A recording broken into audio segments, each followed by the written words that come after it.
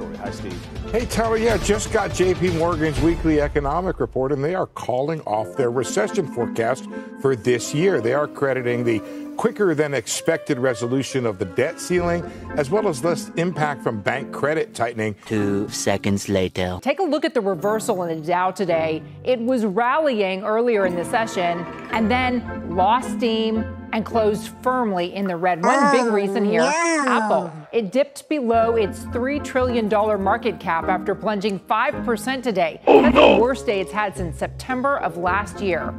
All of the major indices notched losses for the week. The Dow dipped below 1%, first negative week in 4. The S&P 500 and the Nasdaq posted their worst week since March. Wow, that was fast.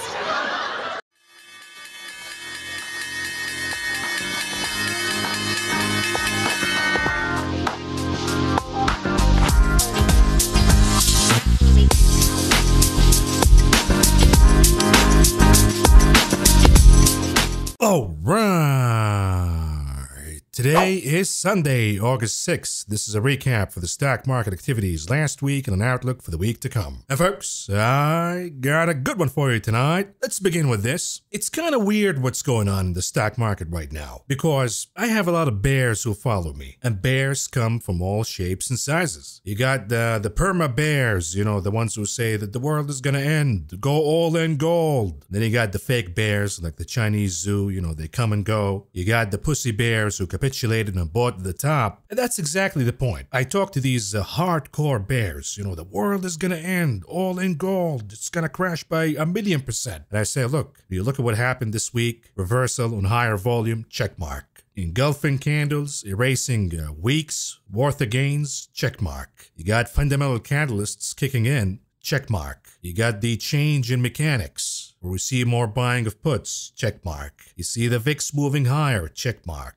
Earnings disappointing and coming short, check mark. You got the biggest name in the world, down almost 5% on Friday, check mark. I think this is the top right here. But of course, these hardcore bears, they're bear shaming me. They're saying, oh, you're too bearish, Maverick.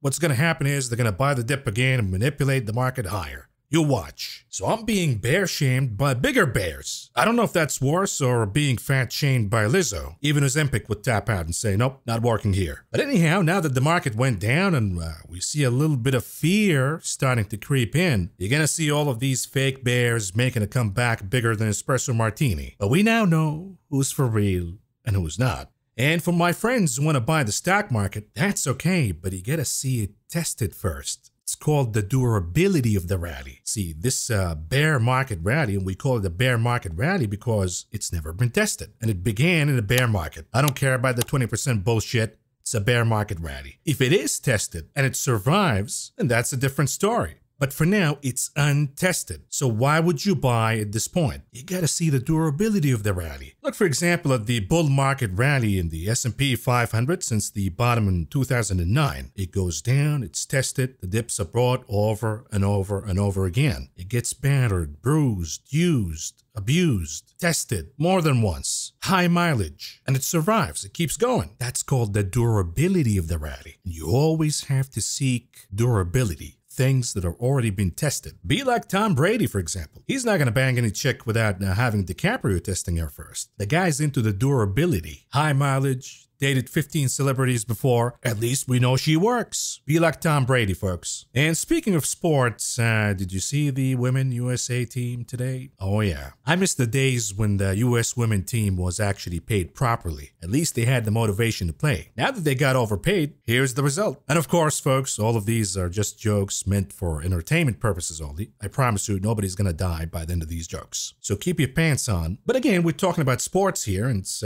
baseball season. A lot of you are watching baseball. And you know the saying that goes, if you start shit, you're gonna catch shit. This is exactly what happened in the Gardens White Sox, even though you're not even talking to them. It'll be a conversation with Tesla shareholders. Comes a Palantir moron and starts some shit, and then they eat some shit, and their stock goes down by 20% in a day. What's up with these Palantir people all of a sudden? I don't get that. I get the Tesla culties, I get Nvidia, but I don't get Palantir. You got the CEO, Alex Karp, dumping it every rally he dumps into your head. These folks look up and say, hey, thanks for the hat, Alex. They're bigger cucks than Justin Trudeau. But folks, as I said before, I'm going to talk against my book here and say, look, stick with the stock market. That's where the real money is. So you can watch my show every night. But I'm going to talk against my book and say, look, lock your money in these T-bills. They're paying you 4, 5, 6%. You don't have to watch the stock market anymore. Go to the beach, clip your coupons, and be a happy fella. But I know what you're going to say. You're going to say, Maverick, I'm not 60 years old. I'm not as old as you are.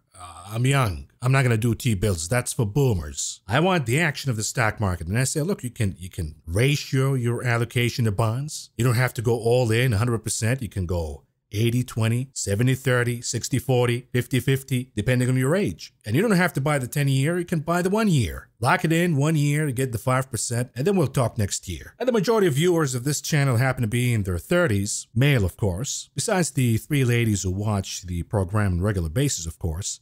I think we lost 2 of them after all of these sexist jokes. But anyways, guys in their 30s. And that's a really interesting age because you're not really old, but you're not young either. You look at the mirror and you start to see the gray hairs coming out. You look at the bald spot. It's getting bigger. You look downstairs and you see the little guy and he's not really working as he used to before. Little glitches, slips. We can blame all of these problems on stress or work or drinking or whatever. The economy. But the beauty of being in your 30s is you come to the realization that, yeah, this is not going to last. And it's all going to be a downhill from this point on. And this is exactly how you're supposed to look at the stock market. I mean, you look at the allocations for equities versus bonds. We're now the most optimistic in decades. Does it really make sense when the Fed is raising rates rapidly, when we have signs for a massive recession coming, when we have inflation all over the place, when we have economic deterioration, and then you got the T-bills paying you 4, 5, 6%, money market funds paying you 5% plus? Does it really make sense buying the equities market at these insane valuations after you've seen all of this stagnant growth in even the biggest companies in the world, the technology companies? Microsoft, Apple, AMD, all of that growth is slowing down dramatically, yet you're paying more for it. Does that make sense to anybody? Of course not. But we live in an irrational world, folks. Don't expect folks to be rational. And look,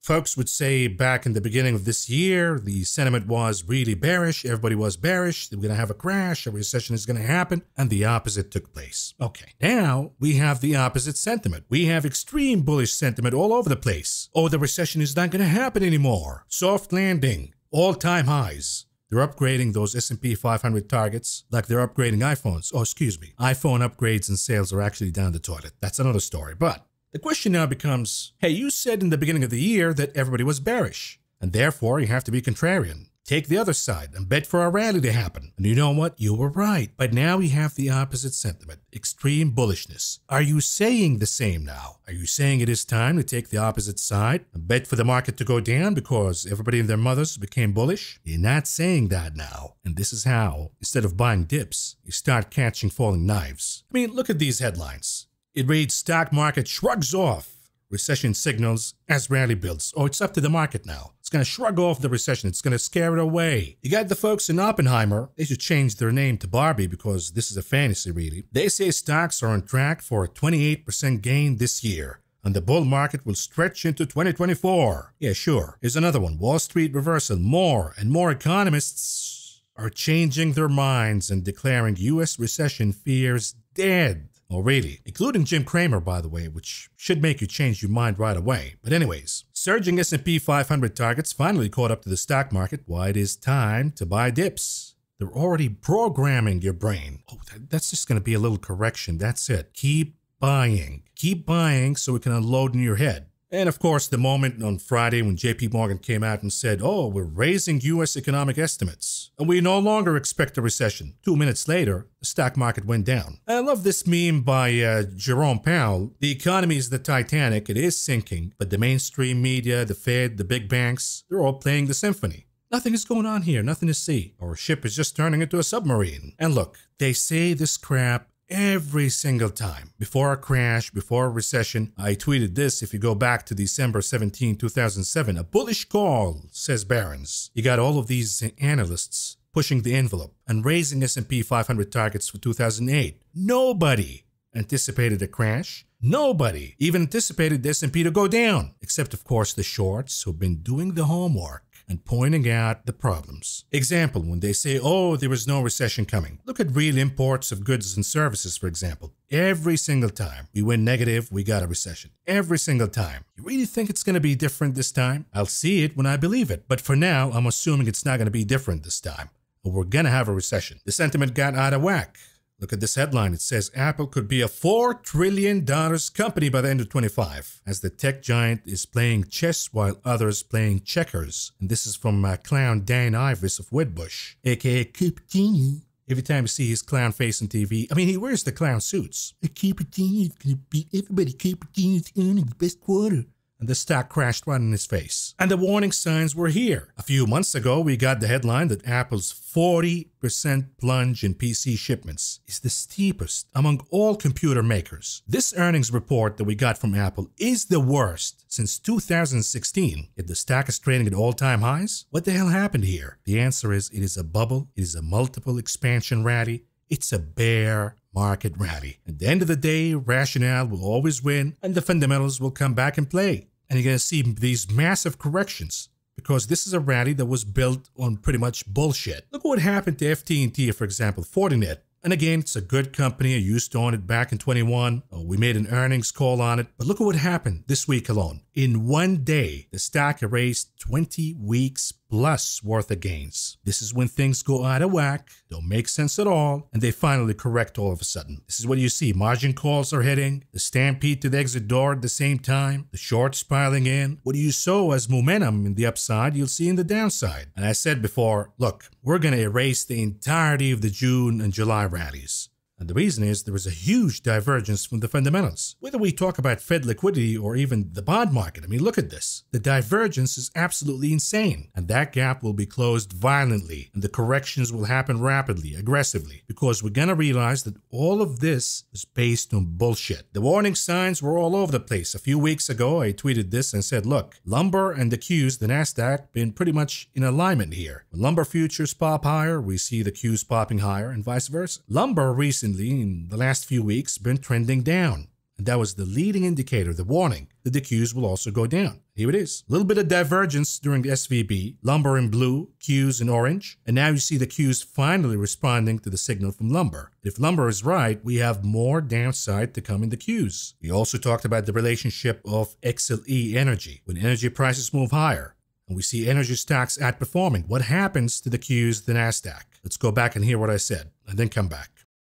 I shared this in the members video tonight. Since 22, when the Fed started raising rates and tightening the monetary policy, we have an inverse relationship between the Qs and the XLE, the oil ETF. The point being here is, we see the NASDAQ and the biggest names in the stock market appreciating in value when energy stocks lag or trend down. When they trend up, we see the NASDAQ, the Qs going down. In other words, the market rallies based on the prospects of disinflation and the Fed ending the quantitative tightening campaign. But if the dollar crashes and we see reinflation in commodities, specifically energy commodities, then we will see the XLE and energy stocks appreciating and moving higher. And this will mean that the Qs will take a leg back. And the higher the reinflation process in energy takes us, the lower the equities market will go. Here's the update. Look at this. The XLE starts to perform. The Qs start to underperform. Because a huge part of this rally is the premise of, oh, inflation is dead and the Fed will have to pivot. But if energy prices are moving higher, then inflation is not dead and the Fed will have to do more. There is no pivot and the market has to adjust, and it will adjust violently. Even Wells Fargo now says that stocks could see a sharp sell-off as the possibility of resurgent inflation threatens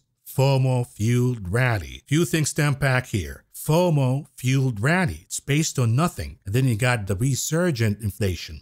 All of a sudden, even the banks are talking about, oh my God, the Maverick Wall Street was spot on in predicting the second wave of inflation, the rebound in inflation, which will push the Fed to do more and the market will go down dramatically. And all of this, by the way, is happening before the seasonality. We know that August is weak, but it's not really a negative month. You go to September, the odds say that's going to be negative. So if the market is shitting the bed right now, before September even begins, what do you think will happen September, October, when the seasonality becomes really bad? We have a CPI coming out this week. If it comes out hotter than expectations, we're in major trouble here. We got proof on Friday, folks, that the market is really sensitive to the prospects of resurgent inflation and the Fed having to do more. And the evidence of that is the dollar. When the dollar moves higher, we see the market going down. When the dollar keeps going down because, the Fed is pausing and maybe forecasting the end of tightening, we see the dollar going down and the stock market rallying. But here was my morning brief on Friday. Good morning. The fake jobs report was good enough to drop the Dixie on yields, which is causing algos to buy equities futures. There are a few numbers that will determine the direction of the day. And again, you can pause this and read it for your own, but the SPY number was 450 and then 448. If 450 is broken, then 448 will be tested. Qs 376. If we start to trade below this one, we got a problem. And then we have 372 to look down to. But the most important number was the Dixie, 101.96. Let's round that to 102. And in a nutshell, if the dollar recaptures 102 or appears that it's heading to 102, the market will shit the bed. But so long as it trades below 102 and keeps going down, the market will rally. Give an update. The robots are following the Dixie tick by tick today. If the Dixie ticks higher by the end and heads toward 102, the market will shit the bed. And look at this. You look at the dollar in green, SPY in blue, Qs in orange. This is a 5-minute chart. The day began with the Dixie going down because of the phony jobs numbers, and immediately equities caught a bit, gapping higher. But then the moment the Dixie started to move toward 102, as you see in that yellow line, they recaptured that as support. The market flushed down. The moment the Dixie went below 102, the market caught a relief and moved higher again to the highs of the day. And then the Dixie made the double bottom and started to move higher. That was the moment when the SPY and the Q stopped and they started to move down. And the losses accelerated the moment the Dixie recaptured the yellow trend line, which is 102. So the market is saying, look, I'm afraid that the Fed will do more, spiking the dollar higher and spiking yields higher. And the problem for the market right now is, besides the Fed, we have other factors that could spike yields significantly higher. So it's not just the Fed pushing yields higher. Now you got the Treasury Department, you got the Bank of Japan, and many other factors. So let's talk about the walls of hope and worry. We start with the wall of hope. We know that the stock market has been rallying based on 3 things. China reopening, the prospects that central bankers will end their quantitative tightening programs, and of course the most important one is the promise of AI. We will look at China. The market right now is embracing the status quo. We know that China is weakening, heading into a recession, but it's not weak enough to spook the stock market. The problem for the market is if China indeed issues a stimulus, and now we have talks that, yes, stimulus is on the table by September or October. What that's going to do is spike inflation higher because commodities prices will move higher. And it negates perhaps a more important promise behind the rally, which is central banks walking back quantitative tightening. Because that's not possible if China reopening actually happens, pushing inflation higher. And when it comes to the promise of, the Fed is going to stop or the ECB is going to stop, how could you say that? I mean, I tweeted this back on July 9th. I said the next move in oil prices will stun the Federal Reserve, especially that tool Goolsbee, who infiltrated the Fed on behalf of banksters. What am I talking about here? Remember the pause? The pause was a lethal mistake. It was the trigger that initiated the second wave of inflation. Since that point on, we've seen energy prices moving higher. Why did the Fed pause? Because Jerome Powell, the chairman of the Fed, is a weak individual. He's a disgrace, really. He got pushed by Goolsbee, who's again working on behalf of the banks, who said, you know what? If you raise Mr. Powell, I'm going to dissent. Of course, Powell wants this fake image of the Fed being unanimous. God forbid the Fed has different decisions or different opinions. So they make this stupid truce of, we're going to pause right now, then hike later. And by doing this, they pushed commodities prices higher. Why? Because the dollar went down. And now all of a sudden we have a revival of demand on these energy commodities. So this was July 9th when I said that. Here's the monthly gains for futures. Heating oil, aka diesel, up 29%. Orange juice, up 20%. Crude oil WTI, up a little over 18.5%. The gasoline RBOB, which would you pay at the pump, up over 16%. Brent oil, up almost 14%. You see what's going on here? Inflation is moving back again. In the month of July alone, the prices of gas that you pay at the pump went higher by 8%. So again, we have a CPI reading coming, and the expectations are it's going to be 3.2%. Now understand that we don't have base impacts anymore, and the assumption is, inflation is going to be up about 0.1 to 0.2% month on month. Keep in mind that gasoline prices went higher in the month of July by 8%.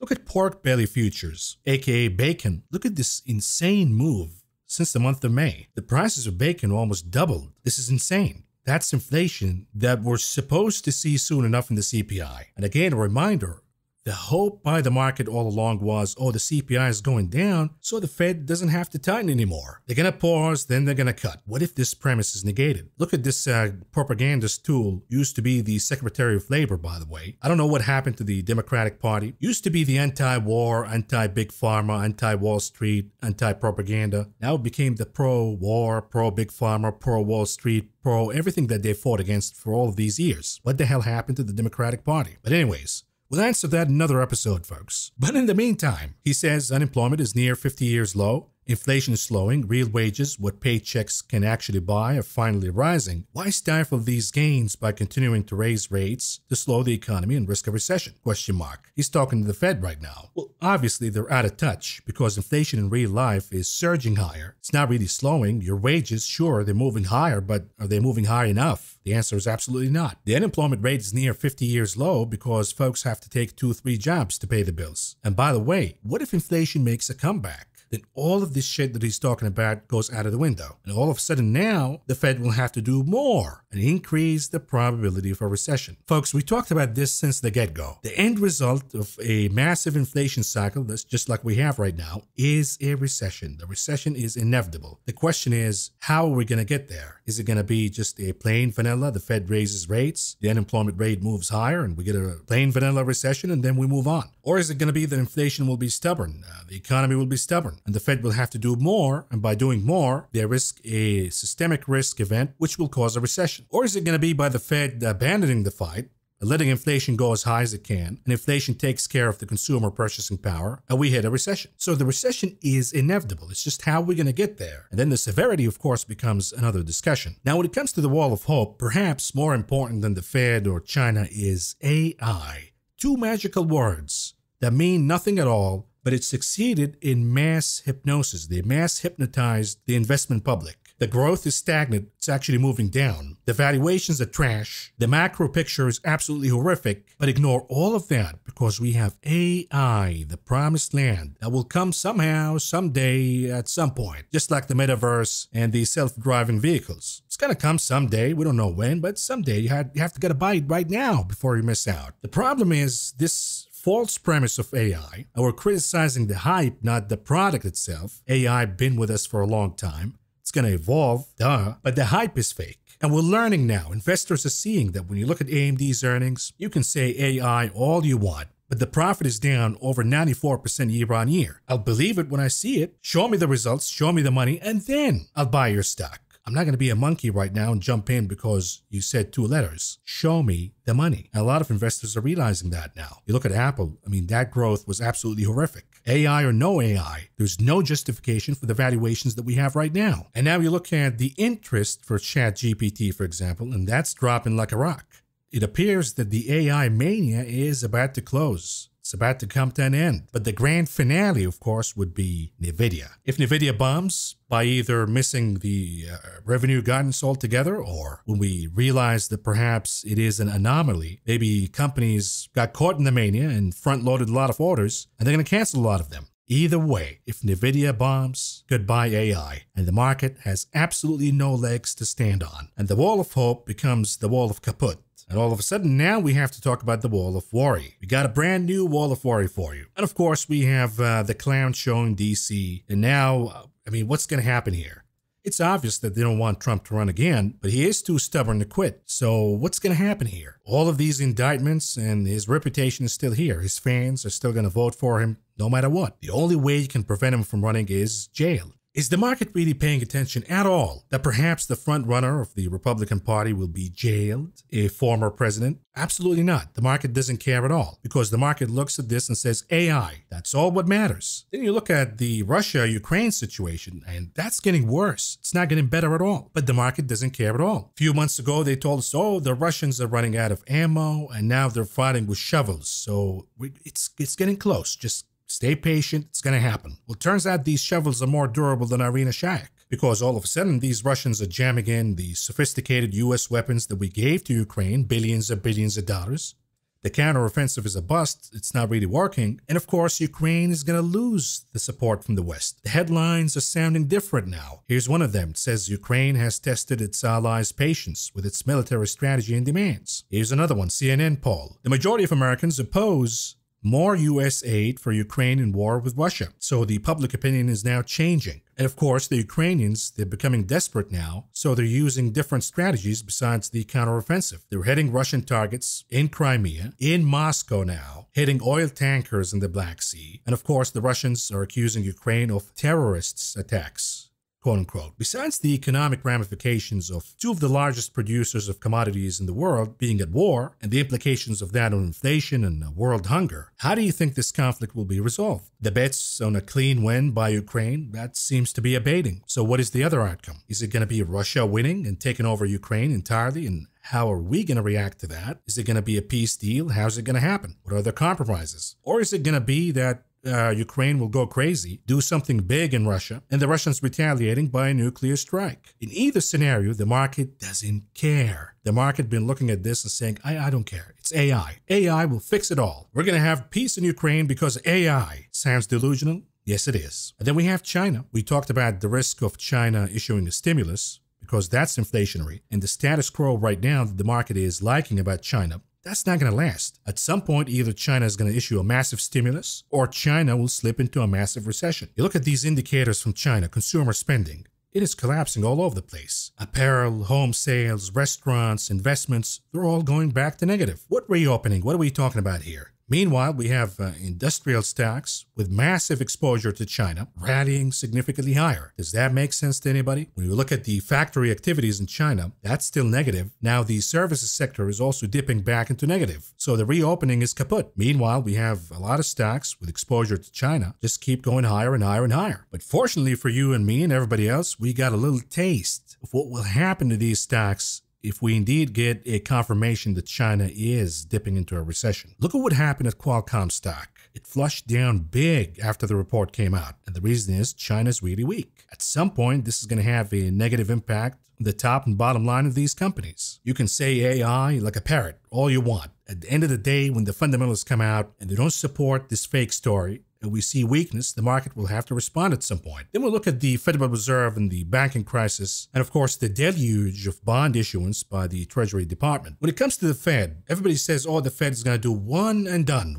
Since December of last year, they've been saying one and done, and they keep going and going and going. And now we have Fed Governor Bowman. She says, oh, we're doing more. Highly likely that we could see more hikes. And the reason is they're not in charge. Inflation is. They can say whatever they want. If inflation ticks up higher, they're going to have to go higher again. When it comes to banks, higher rates, as we learned right now, we used to think that higher rates is good for banks. Well, it's a double-edged sword because throughout all of these years of quantitative easing, banks made decisions assuming that this is going to be the environment forever. But zero interest rates, negative interest rates, they're not going to last forever. At some point, they have to go positive again. So all of these decisions made during QE, banks are paying for. Some are collapsing. Some will collapse. And the reason is higher rates means better alternative for consumers to keep their money at besides sticking it in a bank and getting no interest rate at all. We keep getting this really awkward and bizarre story from Wells Fargo. Customers, they log into their accounts and they have zero, nothing. No, the money's gone. Not only that, but the account has been withdrawn. And this happened repeatedly now. What's going on here? One time it's a glitch, 2 times,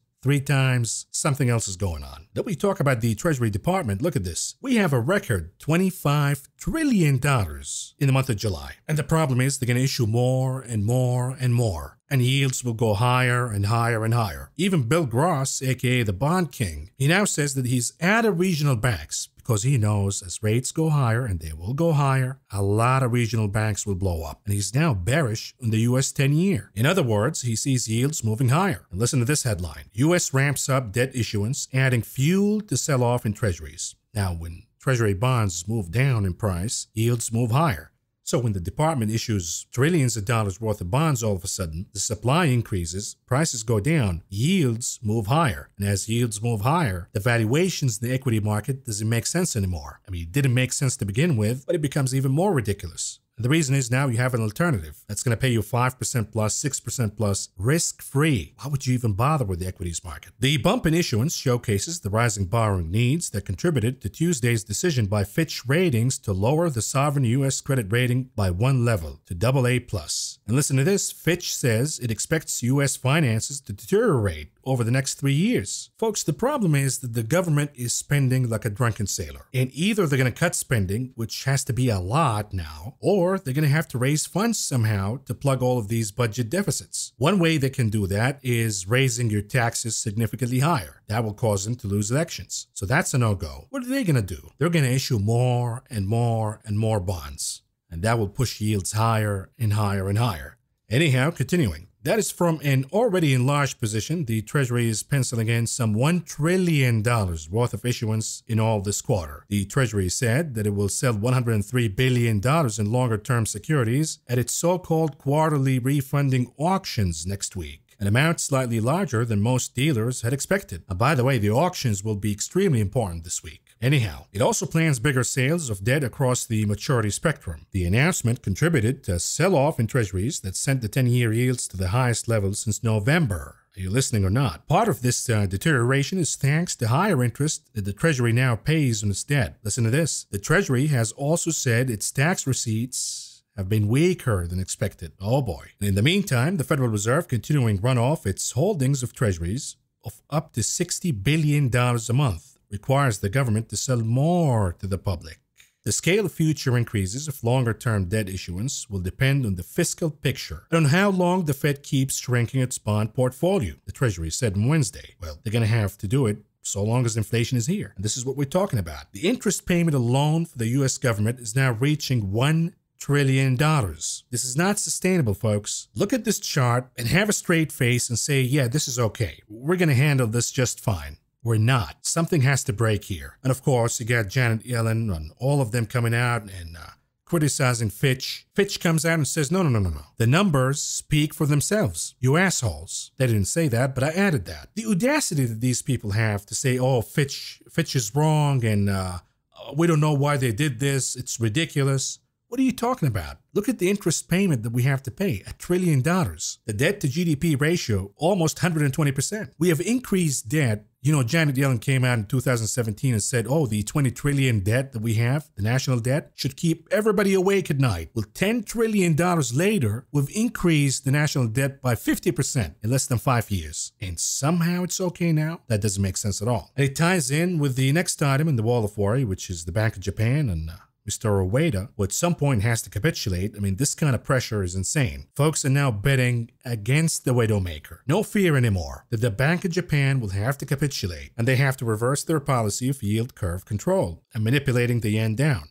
It is inevitable that the Bank of Japan at some point will capitulate, and this point is becoming nearer every single day. And when the Bank of Japan reverses policy, what do you think will happen? They're going to have to dump U.S. bonds and buy Japanese ones. So now you have the Fed dumping bonds, the federal government dumping bonds, investors are dumping bonds, and the Bank of Japan about to dump bonds. This means that yields will go higher and higher and higher. Now keep in mind, number one, do you remember the chart of the divergence between the Qs and the bond market? And we said that the gap will close. We're going to erase June and July. When yields in the 10-year go higher because of all of this dumping, the divergence between the Qs and the bond market will get even bigger, which means that the pullback in the Qs to close this gap will be sharper, number one. Number two, what do you think will happen when the Bank of Japan dumps, along with all of these other entities that are dumping too? Yields will go higher. When yields go higher, equities valuations become less attractive. This is the worst risk versus reward environment that I've ever seen, at least in recent memory. But again, AI. Let's see how that's going to work out. And the last item in the wall of worry is the UK. I mean, that economy is a ticking bomb waiting to happen. Yet the officials keep saying, oh, the economy is so resilient. We're surprised with the resiliency of the economy. What the hell are you talking about? You got a living crisis in the UK. You got bills surging higher. Go ask the population. Do you really think the economy is resilient? Do you think that inflation is going down and it's not a problem anymore? Of course not. In real life, things are going getting worse in the UK.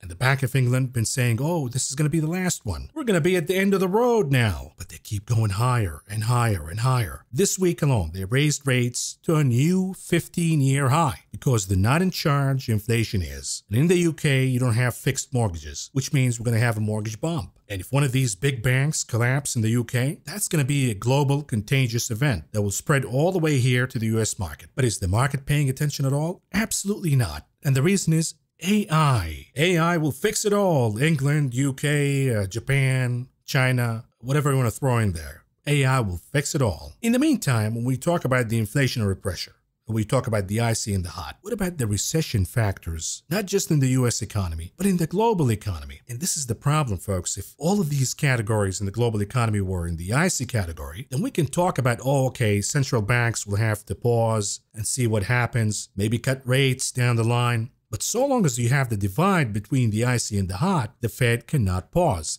They have to add more pressure, along with other central banks, to bring the hot categories back into the icy, to bring inflation back under control. But by doing so, they're going to add more pressure on categories in the icy, categories already perhaps in a recession. Some of them will blow up, and one of those will be a global systemic risk event. Now, when we look at the macro picture, they say Bidenomics, they say, oh, inflation is going down. But look at what's going on in real life here in this country. 61% of Americans are now living paycheck to paycheck. When we talk about a bull market, when you talk about a resilient economy and a resilient consumer, is this really it? 61% living paycheck to paycheck.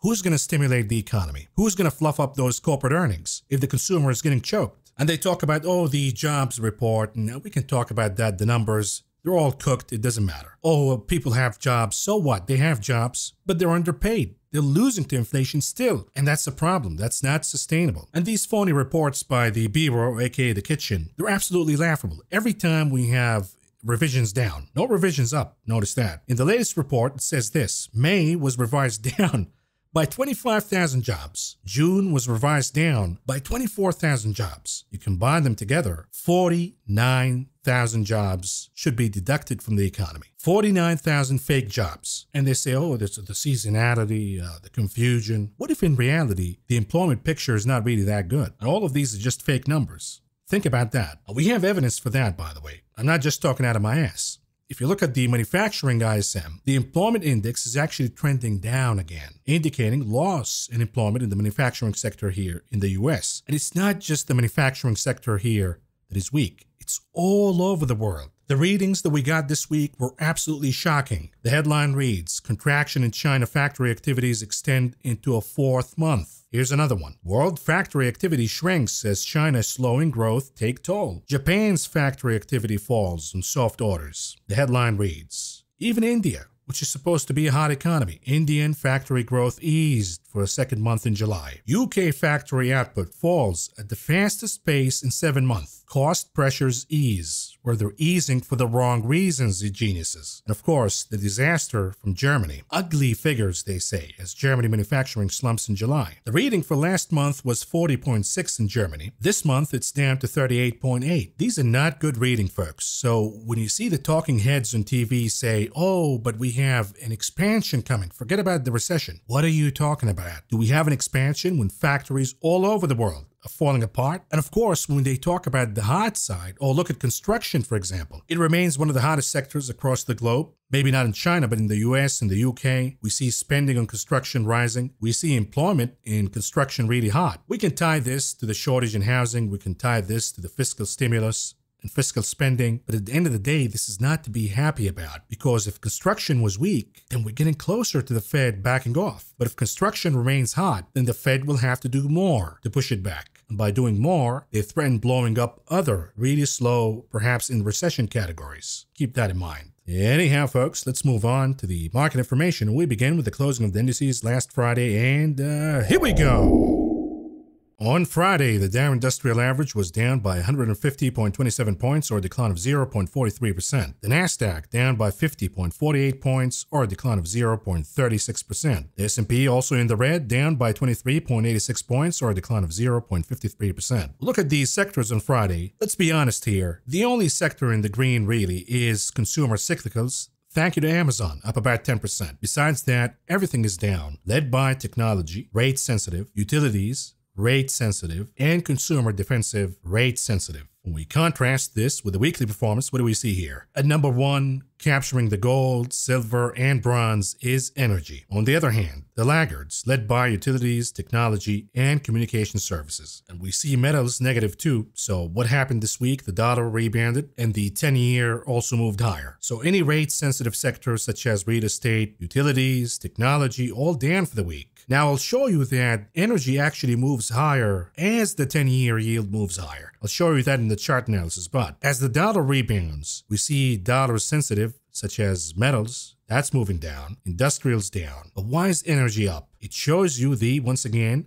relative strength, that even with the dollar moving higher, energy continues to perform. Why? The tailwinds are becoming really, really strong. We'll talk about this more in the commodities coverage in a minute, but here's the breadth. NYSE 47% advancing versus 51% declining. The NASDAQ 43% advancing versus 54% declining. So all in all, we're pretty much at the neutral line. Even though the indices were down because of the weighting of the big caps, the breadth was actually pretty much neutral throughout the day. When we look at commodities on Friday, we still see gains for crude oil, WTI, Brent, all scoring gains of about 1.25%. We still see gains in gasoline, RBOB, diesel took a pullback on Friday, natural gas also gained about 0.5 percentage point. We see some rebounds in grains, some rebounds in metals as the dollar went down on Friday, all in all. Yet when we talk about the tailwinds for crude oil, we don't just have support on the supply side. You heard what the Saudis did. They're extending the cuts for another month, and they will continue to do so because their economy is now slowing down dramatically. They need the cash. So we know that we have support from the supply side. Now we have support from the demand side. We got data that we have the highest demand, and if China reopens, that's more demand coming in. And oh, by the way, we have the SPR. You can say not now all you want, but at some point it has to be refilled before the elections. We'll talk more about the dynamics of the oil market in a separate video, but I just wanted to mention that we have a lot of tailwinds now for energy, although this week you gotta be really careful because we have the CPI. If the CPI comes out beating expectations, meaning higher, then we will see the dollar also moving higher. If the dollar spikes significantly higher, there is a limit to the resiliency of crude oil, meaning we could see pullbacks in crude oil and energy stocks. So keep those puts handy. There's no harm of having insurance.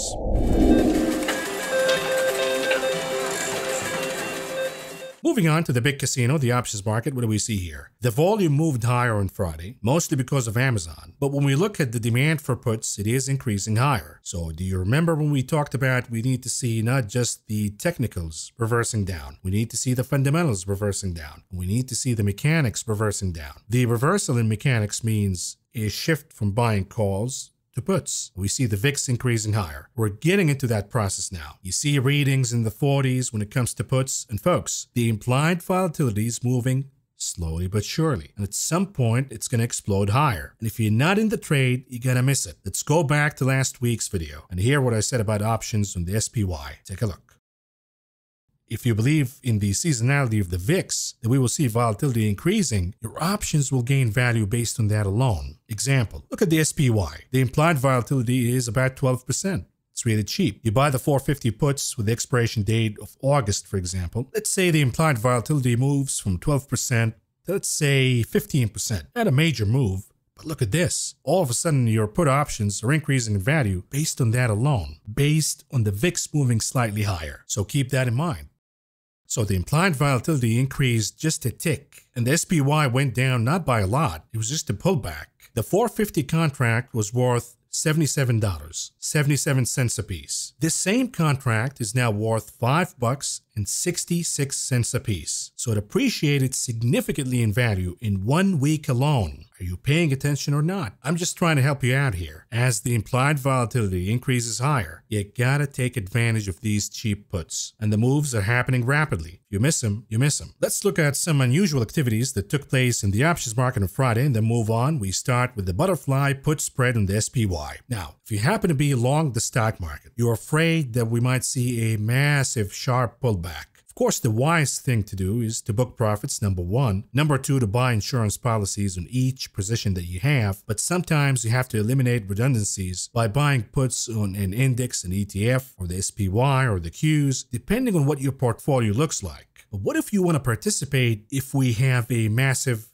downside coming? let's say double digits in a short amount of time. But you don't want to pay too much for it. The easiest way to do so is to do a butterfly spread. We see them week after week after week. They cost nothing, and you get exposure if we have big downside coming. Look at this butterfly spread for the SPY. The trader bought the 395 puts, then they sold 2-to-1 the 380 puts. And of course, as an insurance policy, they have to buy the 365 puts. All in all, it cost them pretty much nothing, because they paid about 75 cents a piece for buying the 395 puts. They paid about, let's say, 40 cents a piece for buying the 365. And then since they sold 2-to-1 the 380 puts for about 50 cents a piece, they got about $1 out of that. All in all, they're spending pretty much nothing. 0 to 10 cents a piece, practically nothing. And they're getting exposure that if the SPY goes down by more than 11.5%, but not more than 15% by the expiration date of September 8th, they will have massive participation and appreciation to that downside. Now, if you want a visual to this trade, here it is, the SPY daily chart. The main trade is the 395 puts.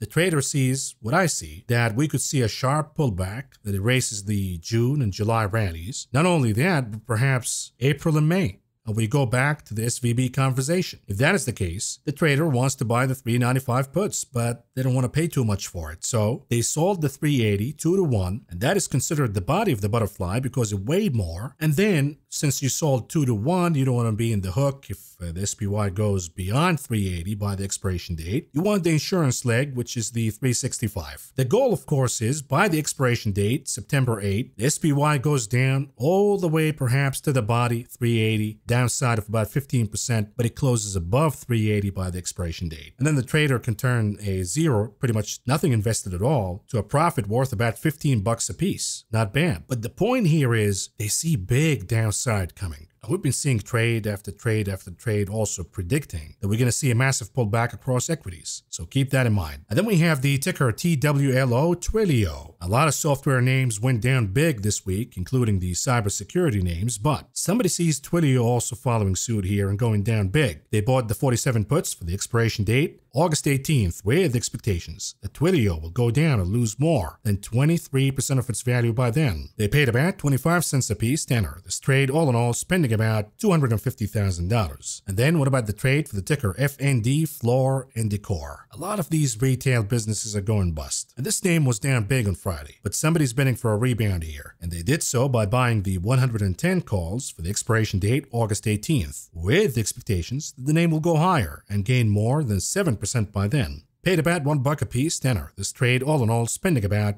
$700,000. And last but not least, what about MTCHmatch.com or whatever, match, Tinder, you know the deal. It's garbage. Why would you even bother? And somebody says that the stock is going to crash. They bought the 37.5 puts for the expiration date, September 15th, with the expectations that the name will go down and lose more than 14.5% of its value by then. Paid about 45 cents a piece tenor. This trade, all in all, spending about $250,000. Moving on to the heat map for Friday, what do we see here? Mixed picture across the board, mostly down, led by the big kahuna. And we said repeatedly that as Apple goes, so will the market. So you wake up on Friday, you see Apple down 3-4%, but the market is up. Something doesn't add up here. Your assumption should be as Apple goes, so will the market, and you buy some puts. And that's the trade for the day. Of course, it could have been uglier if Amazon wasn't rallying, but it did so. We saw a rebound in AMD and Qualcomm, but they come on the heels of steep downside following earnings. We see some energy names playing out. We see some of the residentials, DR Horton, Lennar moving higher. Bookings.com did pretty good. That's an earnings play. And then, of course, we have some pharmaceuticals. Amgen, finally, it's working out. I have Amgen. Lots of you have Amgen. We're going to look at the report and see whether we should keep this in the portfolio or not.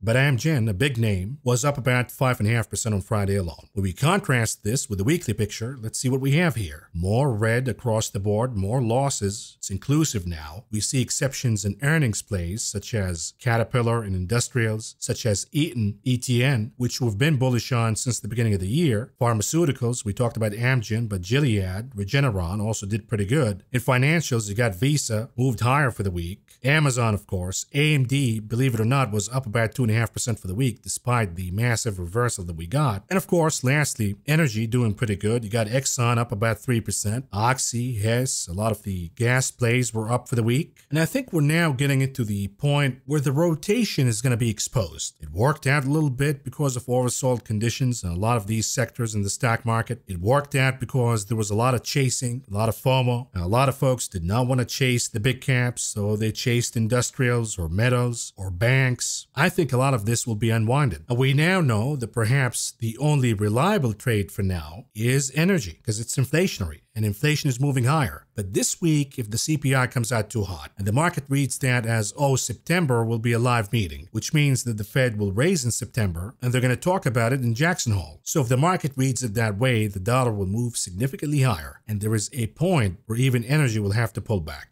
Look at the heat map for the ETFs. Weekly chart, what do we see here? Everything's down. International's down, gold miners down, natural gas down, large cap growth down, value down, mid caps, small caps, everything's down. You can see steep losses in the TLT. So we have bond prices going down, yields going higher. Who's going to suffer the most? The answer is XLU utilities. They pay high dividend, but who wants to take the risk when you have bonds paying you 5, 5.5%, 6%? Why bother with utilities? You got to take money out of those. The only sector that did pretty good is energy. If we look at the XLE, XOP, even the OIH, and I'll show you why. Recent correlation with the 10-year yield. When those move higher, energy also moves higher. So let's do some charts here and then wrap it up when we begin with SPY, the S&P 500, 30 minutes chart. What do we see here? I still have my markings from the last video, which we talked about perhaps an A, B, C rebound in the SPY. We got that, but it was a gap and crap. We got the rebound, got us above 451. Then the market shit the bed, lost 451, lost 448 as we talked about in the morning brief. And now it's holding on to 446.5 as support. And this is an hourly chart, by the way. Do you see the RSI oversold down? The answer is not really. So we have more downside if we want to. The chart wants to go down. It has room to go down. What is the destination here? The answer is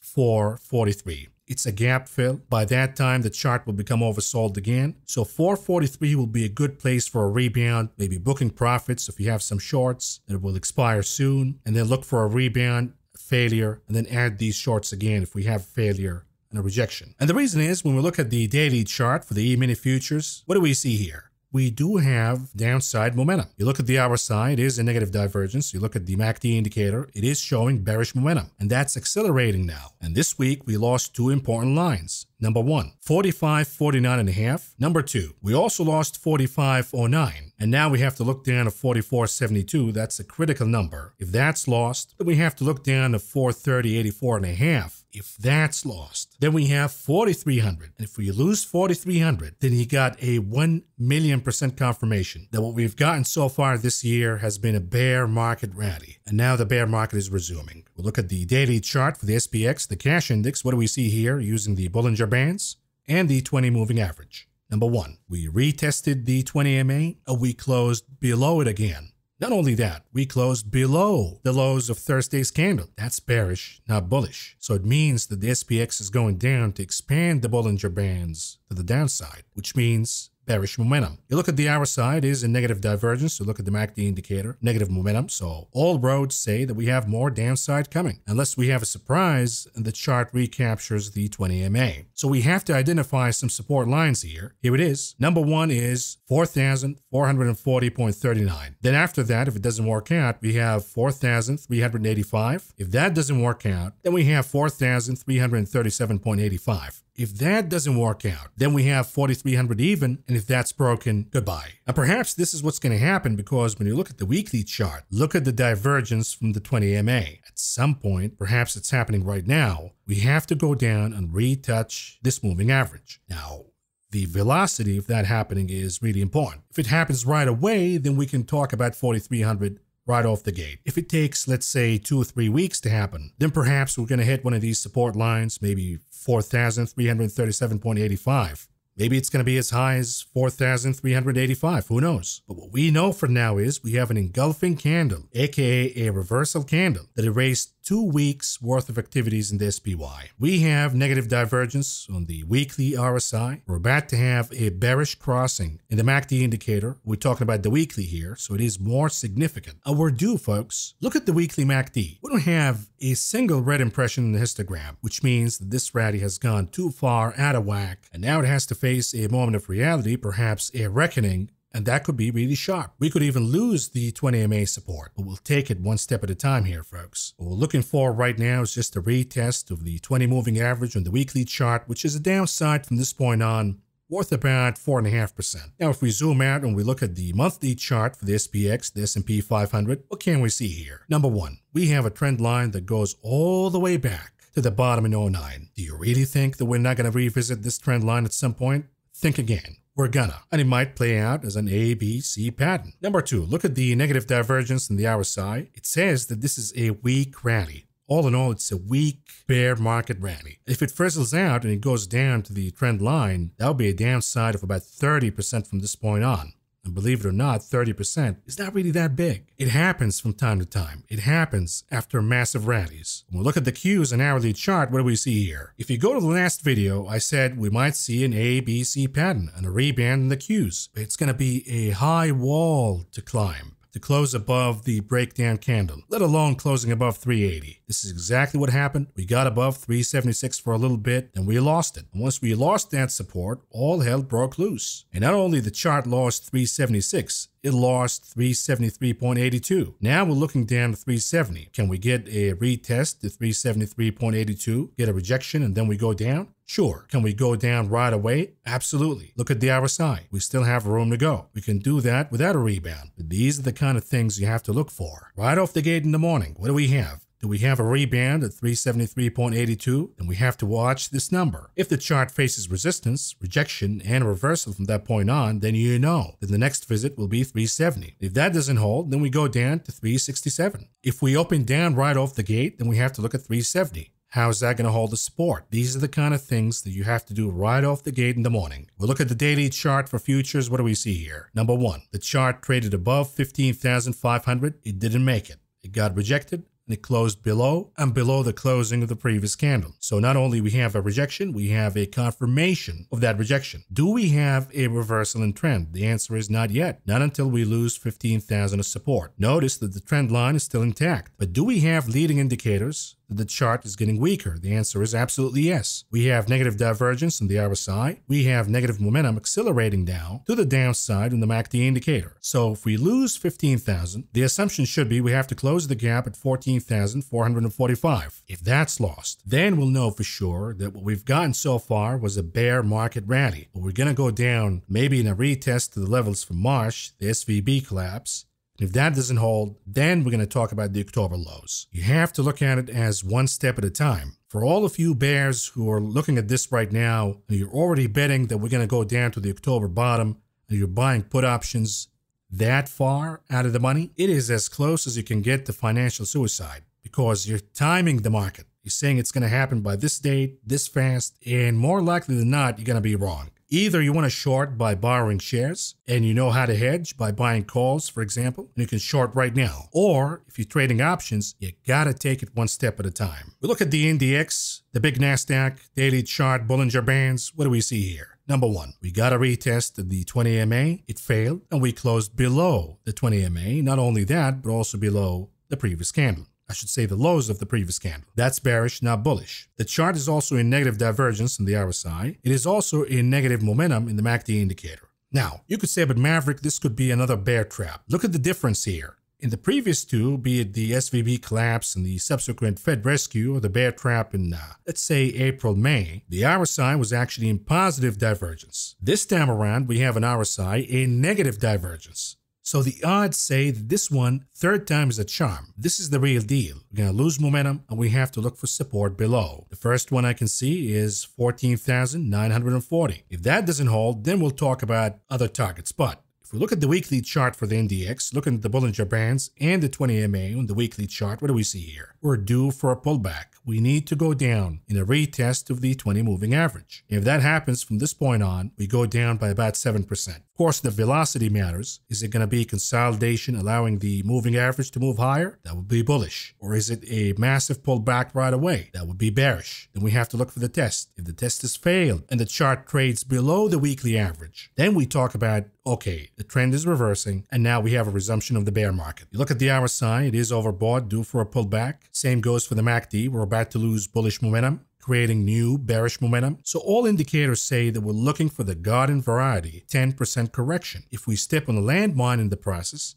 and that morphs into something bigger, then we're talking. But we have to take it one step at a time. But understand that even a pullback of about 7% from this point on, all the way to the 20 moving average in the weekly chart, will be erasing the entirety of the rallies from June and July, which I predicted already. I said we're going to erase the entirety of the stock market gains from June and July, and I stand by that. Now we'll look at a longer term picture.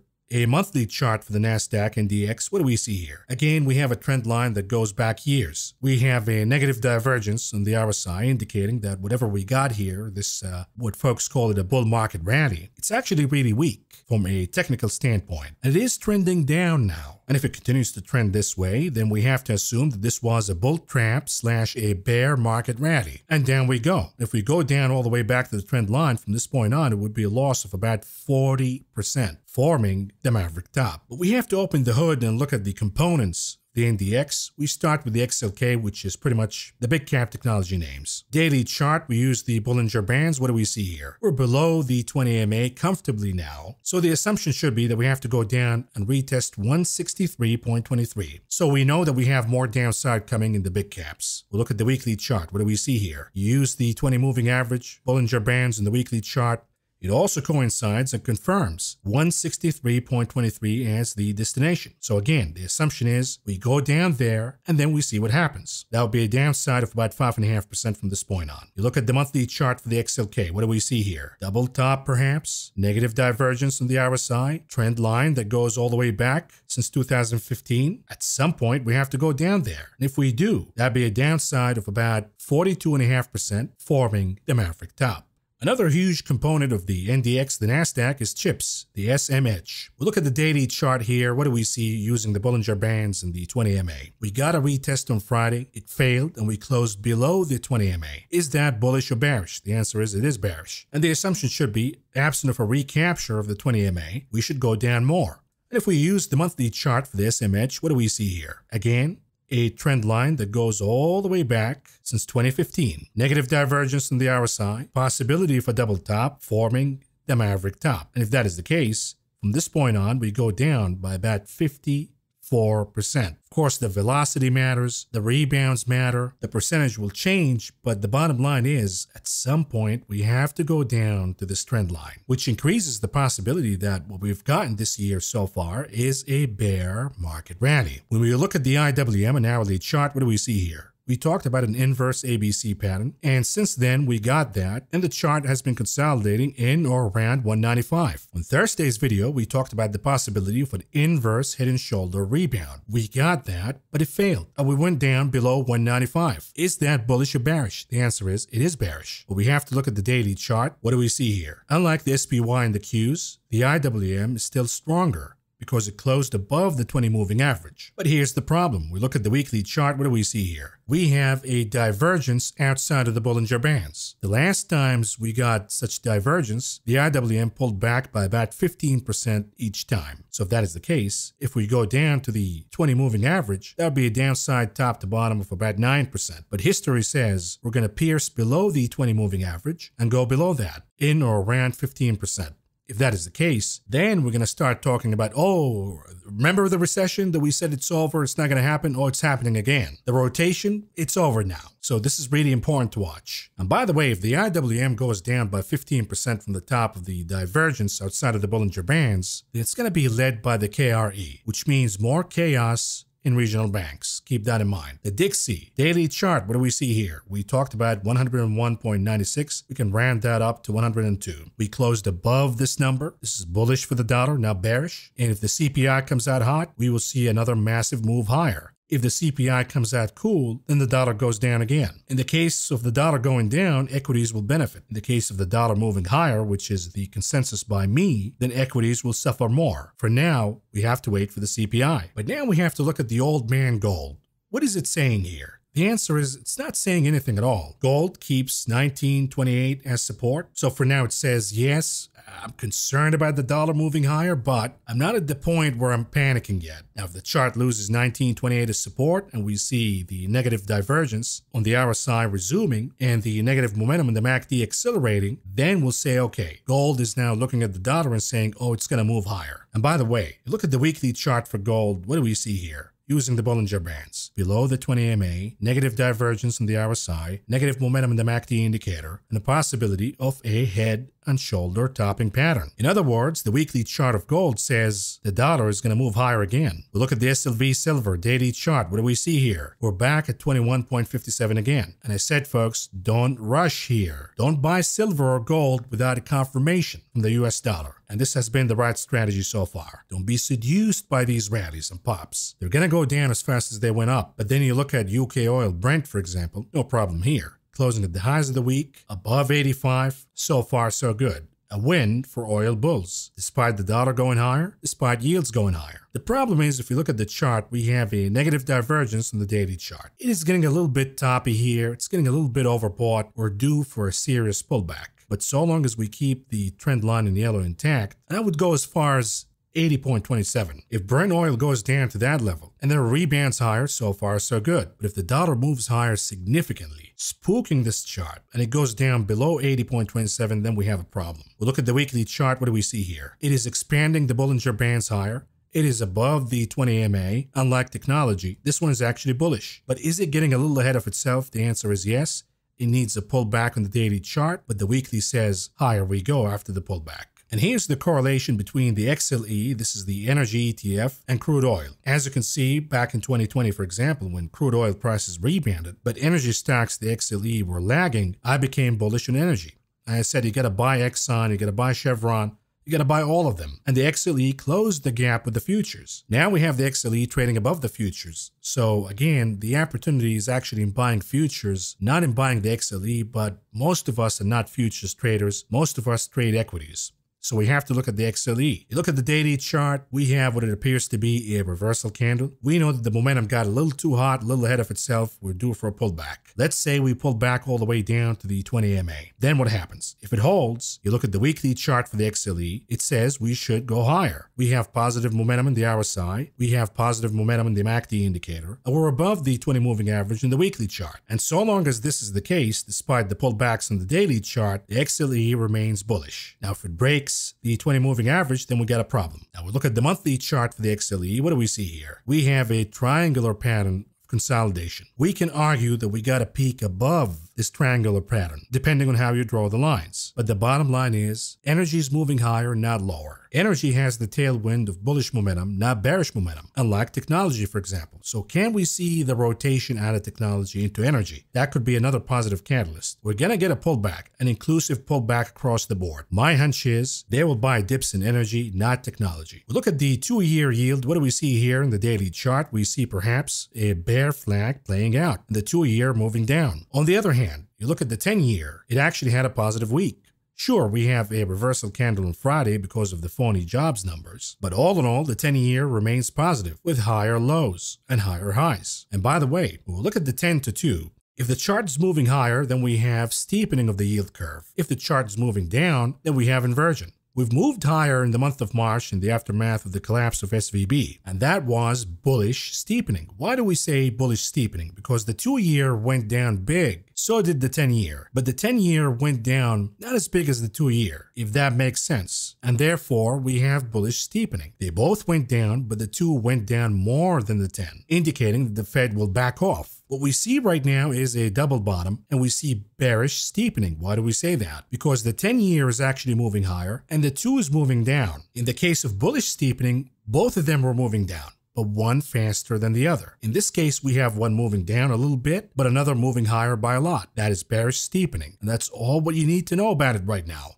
We can go about the reasons, but this video will be too long, so we'll save that conversation for another video. But we talked about this before, folks. I said that we have a 2023 observation. When the yield curve inverts, the market rallies. When the yield curve steepens, especially if it is a bearish steepening, the market drops. And this is what we have right now. I also said that it's all fun and games until the yield curve steepens out of inversion. The imminent surrender by the BOJ is causing the yield curve to do that. Add to that the deluge by Janet Yellen. Add to that the dumping by the Fed. Add to that the issuance by the federal government to fund all of these programs. Yields are going to go higher in the 10. Or we might see serious steepening out of inversion, and that will cause the algos to sell more. Keep that in mind. Look at the VIX weekly chart. What do we see here? We talked about the bullish momentum coming, the seasonality in August. We have a confirmation for that. The RSI is in positive divergence. The MACD indicator on the weekly chart, which is more significant than the daily, is showing a confirmation for a bullish momentum. And every time we got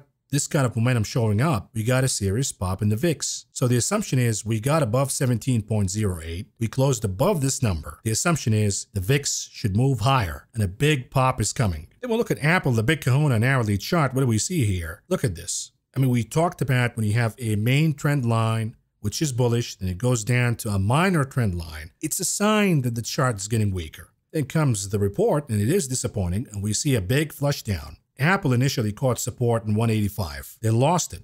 Now we have to look down to 181. It's actually 180.95, but let's say 181. The chart is becoming really oversold. So we have a bearish trade on Apple, and it's paying big. It's paying almost 500% right now. You gotta book that profit ASAP. If you see Apple at 181, you got to book that profit because we could see a rebound. It's not going to last in my opinion, but given the shorter expiration date, you got to book your profits here. You look at the daily chart for Apple. Look at this massive breakdown. Is it outside of the Bollinger Bands? Yes. Is it way oversold now, due for a rebound? Yes. Now, if you have a sharp rebound all the way back to the 20 MA, that would be bullish. I'd be really careful that Apple might actually recapture the 20 MA. But if we see consolidation in this zone, allowing the 20 MA to go down, then it is bearish consolidation. Sooner than later, Apple will go down to 177.25. Then we'll see what happens. But a break like this, folks, usually, it marks the beginning of a reversal in trend. And if Apple is reversing, then the market will follow suit. Look at the weekly chart for Apple using the Bollinger Bands in the 20 MA. What do we see here? The RSI is crashing. The MACD is about to give us confirmation of bearish momentum, and the reversion to the mean will be sharp. We're already at the 20 MA on the weekly chart. We've erased weeks worth of gains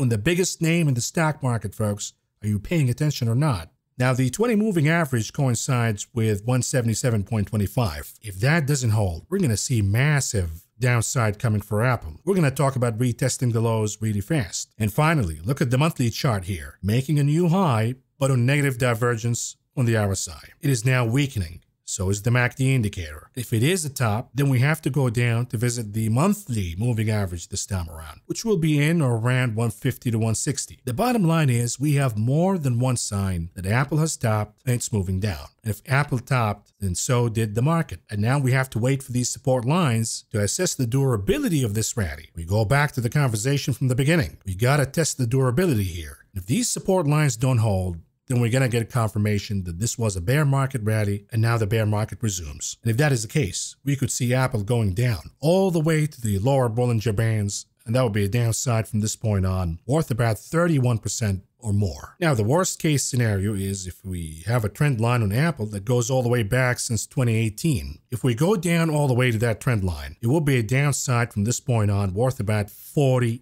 You think I'm crazy? You watch. Here's Tesla, an hourly chart. What do we see here? We got a gap, but it was a crap because it closed below the gap. There was an attempt to close above 265.25. And had that happened, we would have said, okay, maybe the bulls will make a comeback. But a closing below not only the gap fill, but 257.53 is bearish, not bullish. Now, we haven't made a lower low, so the bulls have a point here, but that could come soon. If we look at the daily chart, what do we see here? Bear flag already playing out below the 20 MA, negative divergence on the RSI, negative momentum in the MACD indicator. And how far can the stock go? We have to use the weekly chart. When we do that, we have negative divergence in the RSI. It appears that we're about to have negative momentum in the MACD indicator. If that is the case and we go down to the 20 MA on the weekly chart, that will be a downside of about 13.5%. And most importantly, folks, if we look at the monthly chart for Tesla, what do we see here? Isn't this a head and shoulder topping pattern. Not confirmed yet, but if it is, that would be a major problem because what's going to happen to the stock is the following. It's going to go down, catching a few rebounds, but ultimately, it's going to go back as any classic